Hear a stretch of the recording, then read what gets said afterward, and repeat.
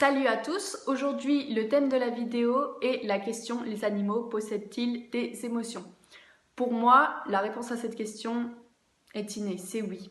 Le premier argument est le fait que la partie de notre cerveau qui est responsable du traitement des émotions est le système limbique. La majeure différence entre l'homme et les autres espèces animales est que l'homme possède un plus grand cortex. Mais le cortex n'est pas la partie du cerveau qui est responsable du traitement des émotions. C'est une partie qui gère à traiter des informations et à faire des liens. Le système limbique, qui est donc responsable du traitement des émotions, est phylogénétiquement très vieux. La majorité des animaux le possèdent donc. Ensuite, le deuxième argument pour prouver que les animaux ont des émotions est le fait que les médicaments antidépresseurs sont testés et marchent sur les animaux. C'est-à-dire que les médicaments antidépresseurs, avant d'être commercialisés pour le bien de l'homme, sont testés sur les animaux et ont un effet positif, ce qui implique que les animaux peuvent être dépressifs. Troisième argument pour prouver que les animaux ont des émotions est le fait que les émotions sont visibles.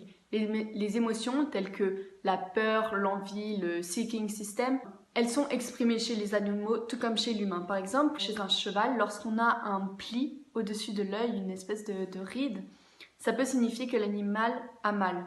Chez les moutons, la position des oreilles est un indice pour comprendre ce que pense l'animal et s'il est stressé ou bien, ou s'il a envie de manger et tout ça. C'est donc très simple de voir que les animaux expriment des émotions et le communiquent aux autres animaux par des messages. Quatrième argument, et je pense le plus fort d'entre eux, c'est le fait que ce n'est pas la taille du cerveau ni sa composition qui fait qu'on peut faire des conclusions hâtives. Par exemple, les oiseaux n'ont pas de cortex. Chez l'homme et beaucoup d'autres mammifères, le cortex est utilisé pour voir. Les oiseaux qui n'ont pas de cortex peuvent quand même voir, ce qui signifie que cette fonction a été déplacée vers le tronc cérébral.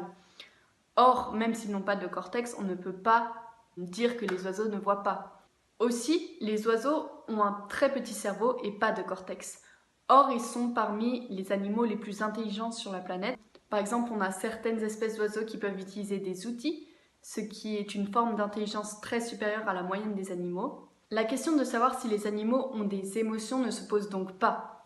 La vraie question, c'est: est-ce que les animaux ont des sentiments, c'est-à-dire le vécu subjectif des émotions? Est-ce qu'ils peuvent vraiment souffrir moralement lorsqu'on leur fait du mal?